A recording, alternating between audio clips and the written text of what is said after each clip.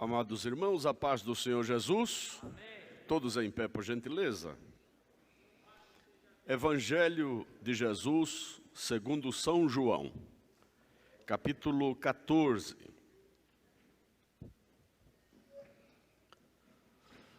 Verso de número 1, 2 e 3.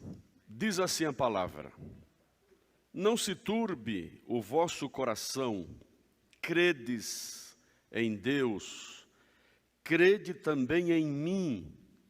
Na casa de meu pai há muitas moradas. Se não fosse assim, eu vô-lo teria dito, vou preparar-vos lugar. E se eu for e vos preparar lugar, virei outra vez e vos levarei para mim mesmo, para que onde eu estiver, estejais vós também. Todos digam amém. Amém. Amado Pai, nós lemos a Tua palavra, nos ajuda, Senhor, pelo Teu Santo Espírito, pela iluminação do Teu Santo Espírito, a expor a Tua igreja.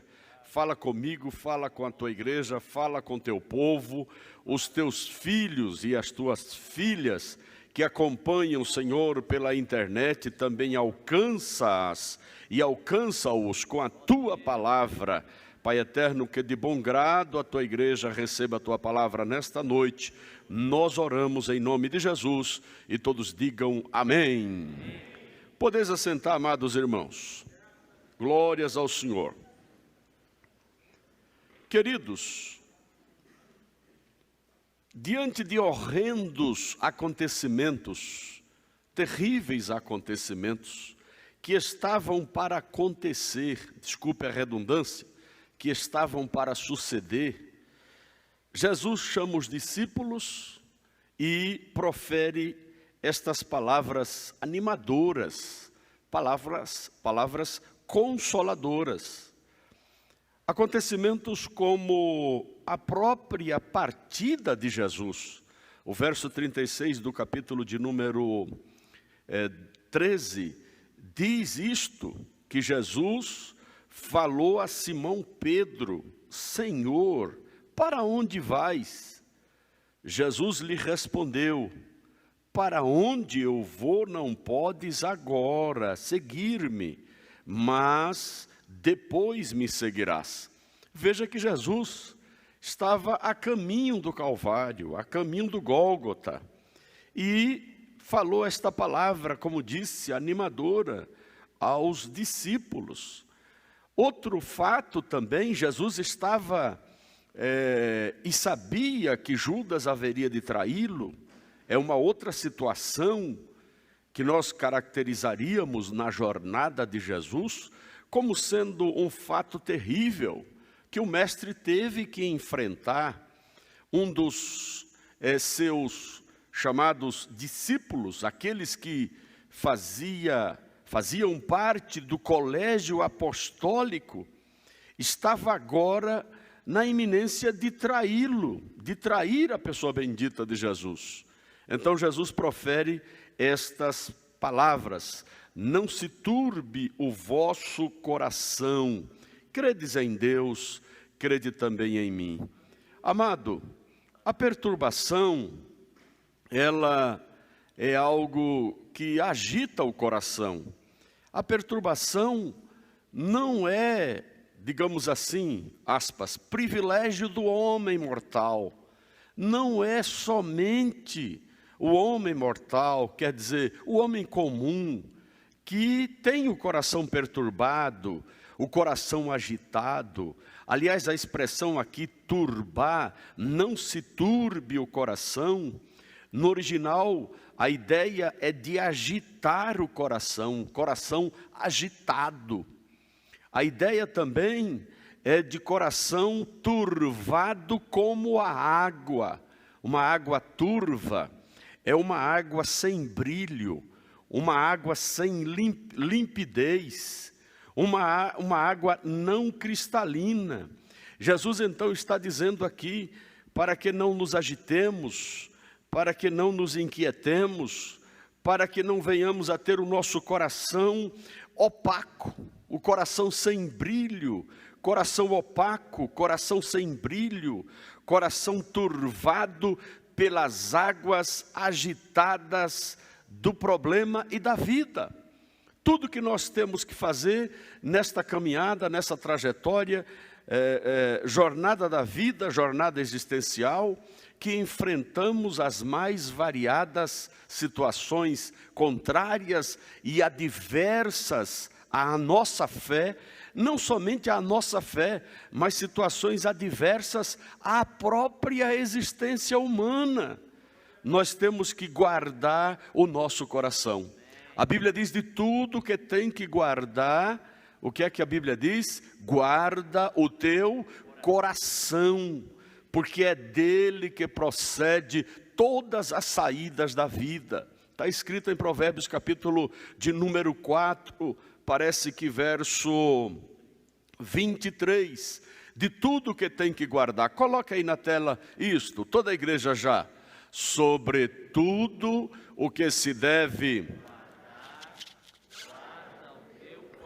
todos, porque as saídas da vida. Então veja que nós nos deparamos com situações que a tendência é agitar o nosso coração, o nosso interior, E a palavra nesta noite para nós é que nós não nos agitemos. Amém, igreja? Ah, pastor, eu estou agitado. Aliás, tem gente que diz que é agitado. Tem gente que diz que é agitado, que é ansioso. Então não se agite não, em nome de Jesus. Não fique ansioso em nome de Jesus. E muito menos perturbado. E aqui vem uma palavra não é de consolo, mas uma palavra para mostrar que nós, mortais, não somos diferentes de Jesus, não somos diferentes de Paulo, não somos diferentes de Jó. A Bíblia diz em Jó, capítulo 21, verso 6, que ele se perturbou. Ele, quando pensava nas coisas, ele ficava agitado e perturbado.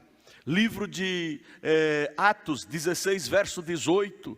Paulo, uma ocasião, ficou perturbado, porque uma moça saiu-lhe, quer dizer, seguiu o apóstolo e ficava gritando: estes são filhos do Deus Altíssimo, não é? Ficava gritando, uma mulher que era vinculada ao sistema de feitiçaria ali daquela região, saía atrás de Paulo dizendo, Paulo e Barnabé? Era Paulo e Silas, não, Paulo e Silas, não é? E ele dizendo, essa mulher dizendo, essa moça, essa jovem, a Bíblia diz que era uma jovem, estes são filhos do Deus Altíssimo. A Bíblia diz que servos do Deus Altíssimo. A Bíblia diz que Paulo, perturbado, voltou-se para ela e repreendeu aquele demônio que estava dentro dela. Paulo não aceitou o elogio do adversário. Meu amado, eis aqui uma palavra: não aceita o elogio do capeta, não aceita o elogio do Satanás, não aceite o elogio do inferno, o elogio das trevas, o elogio lá do mundo material, do ateísmo. Não aceite o elogio. A honra e a glória e o louvor pertence ao Senhor Jesus Cristo, o nosso Senhor e o nosso Salvador. Amém, igreja? Jesus, a Bíblia diz que Jesus em 3 ocasiões, quantas ocasiões? 3 ocasiões, Salvador, ele se perturbou. E tem algo aqui que eu vou dizer para os irmãos que é tremendamente chocante em relação a Jesus. A Bíblia fala que Jesus, ele deixou o exemplo para nós. Jesus é o nosso maior referencial, é o nosso maior exemplo, nosso maior modelo, nosso maior paradigma, o nosso tupos. Tupos quer dizer modelo. E ele se perturbou em 3 ocasiões. A primeira, João 12, 27. Ele se perturbou quando viu Maria chorando pela morte de Lázaro. Ele estava perturbado. Jesus se perturbou para mostrar a humanidade dele, a identificação dele conosco. Jesus se perturbou em outra ocasião, quando ele soube quando ele, na verdade, declarou que Judas haveria de traí-lo. Capítulo 13, verso 21 do livro de João, 13 e 21 de João. Tendo Jesus dito isso, turbou-se em espírito e afirmou, dizendo: na verdade vos digo que um de vós me há de trair. Jesus, quando teve, Toninho, que declarar para os seus discípulos que no meio deles tinha um traidor, ele ficou perturbado. Tá certo? Veja, para mostrar, como disse, a humanidade de Jesus. E na terceira ocasião em que Jesus se perturbou, foi lá justamente no Getsêmani, capítulo de número 14, e o versículo de número 33 e 34, que diz assim, de São Marcos, 14, 33 e 34, e tomou consigo a Pedro, e a Tiago, e a João, e começou a ter pavor.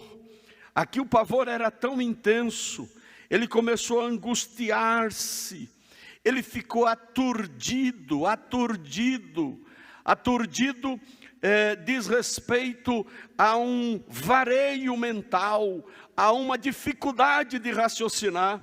A angústia era tão grande, a morte presente ali, o calor da morte era tão tremenda que no verso 34 diz: e disse-lhes, a minha alma está profundamente triste até a morte. Jesus estava cercado do luto da morte ali. Ficai aqui e vigiai comigo, orai comigo. Jesus pediu ajuda, pediu oração aos seus discípulos, perturbado, a Bíblia diz, a sua alma angustiada até a morte. Mas aquele que venceu a morte, Jesus, o Filho de Deus, está aqui nesta noite para dizer: não se turbe o vosso coração. Eu passei por isso. Não agite a sua alma. Eu passei por isso. Não agite o seu espírito. Eu passei por isso. Amados, este é o grande exemplo e a grande lição, Pedrinho, que Jesus nos deixa nesta noite. Você pode dizer, mas pastor, Jesus passou por tudo isso? Sim, passou, mas sem pecado, não pecou. Passou para mostrar a humanidade dele. Ele era um homem 100% perfeito. Ele passou para se identificar conosco. Ele passou para entender quando nós ficamos perturbados. Ele sabe qual é a reação e o sentimento que invade o coração do ser humano mortal. Ele passou por isso para nos ajudar na hora da agitação e da turbação e do problema. Amém, igreja? Glórias ao Senhor. Tem uma palavra para a gente avançar. Tem uma palavra no livro de Lucas 24, 38, sobre perturbação dos discípulos. Quando Jesus ressuscitou, ele entrou aonde estavam os discípulos, porta trancada, cerrada. Ele apresentou-se no meio dos discípulos e disse: paz seja convosco. E o verso 38 diz: e ele lhes disse: por que estáis perturbados? E por que sobem tais pensamentos ao vosso coração? Veja que a perturbação leva o homem a ter pensamentos. Que pensamentos? No original a palavra aí para pensamentos é dialogismos. Dialogismos significa dúvidas. Por que duvida em vosso coração, ou duvidais em vossos corações, não é? Dialogismos aí diz respeito não somente a pensamentos, a dúvidas, mas a agitação, não é? De entendimento, de mente. Lucas 24 e 38 diz respeito também, igreja, essa questão de pensamentos que sobem ao coração, quando a pessoa está perturbada, imaginação. Dialogismo é imaginação.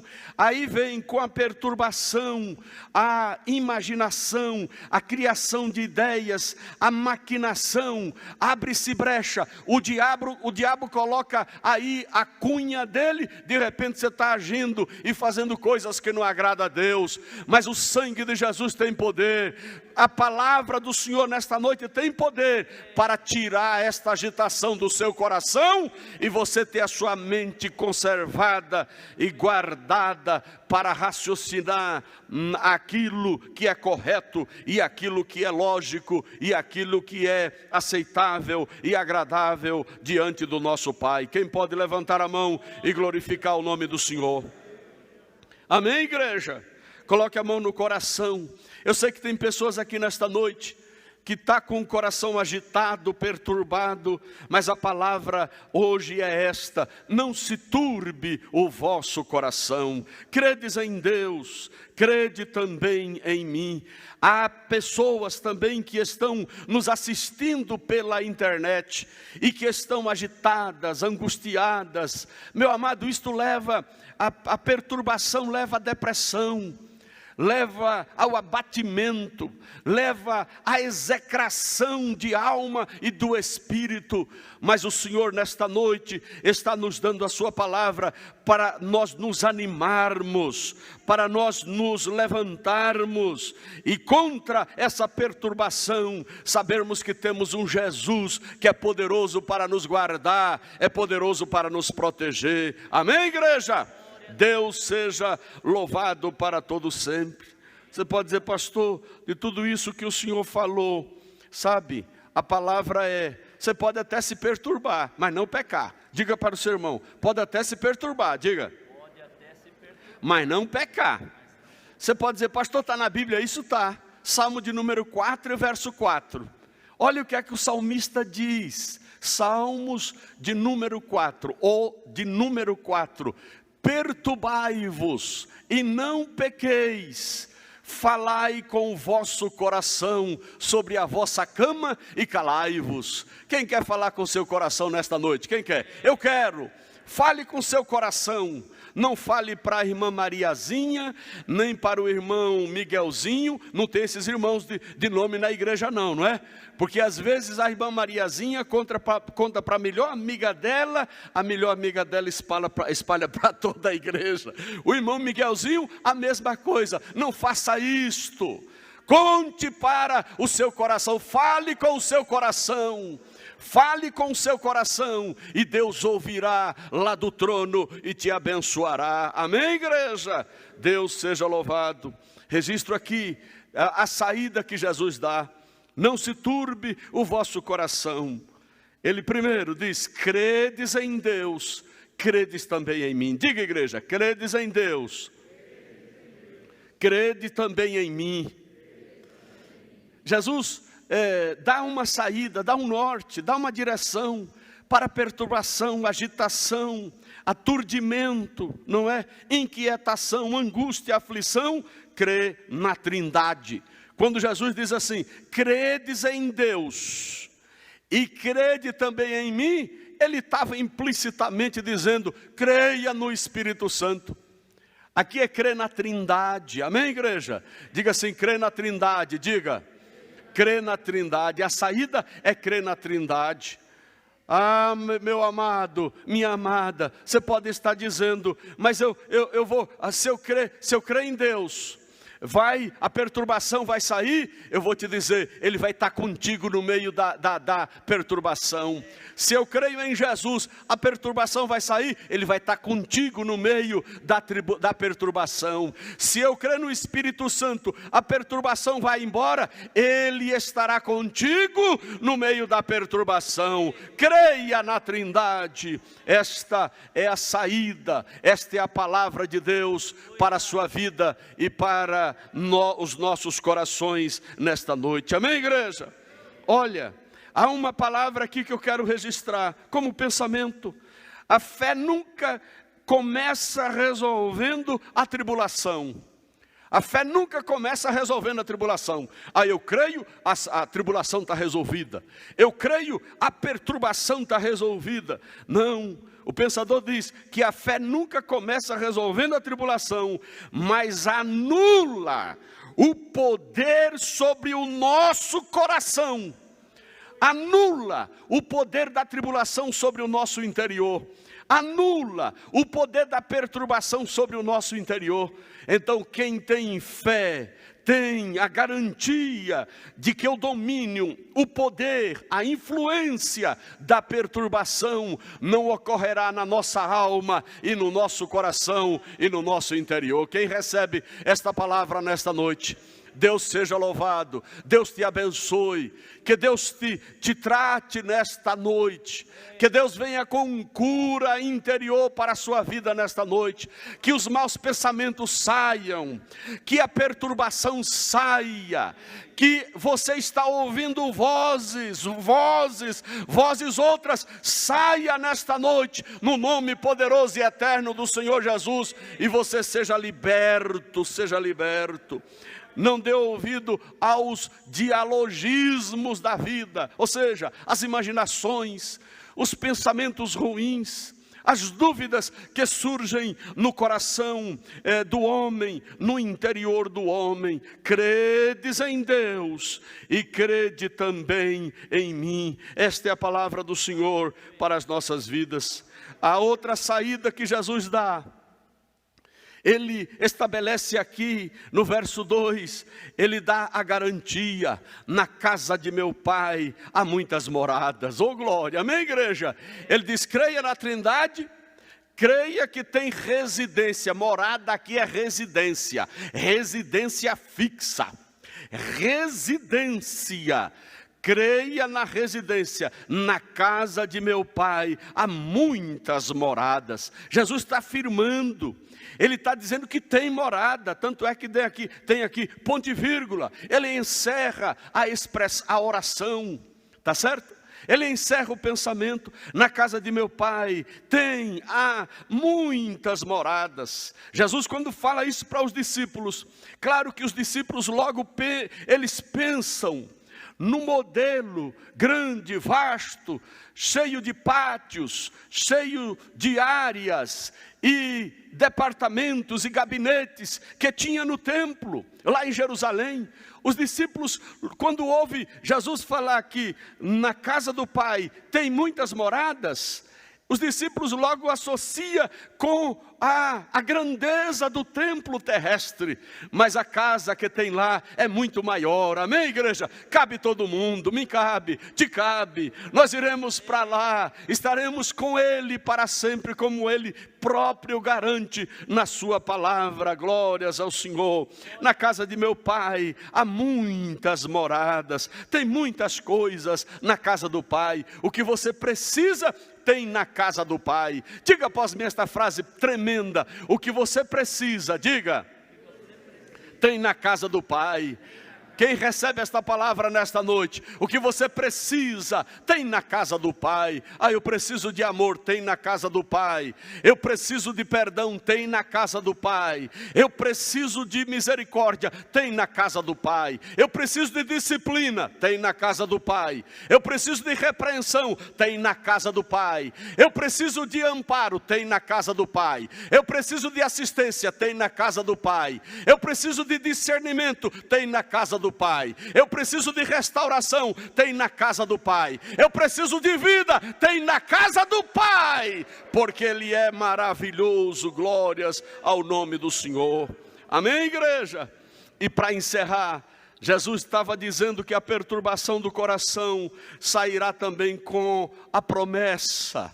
A promessa, verso 3: e se eu for e vos preparar lugar, virei outra vez. Diga após mim esta frase: virei outra vez, diga. Jesus está dizendo que vai voltar de novo. Virei outra vez,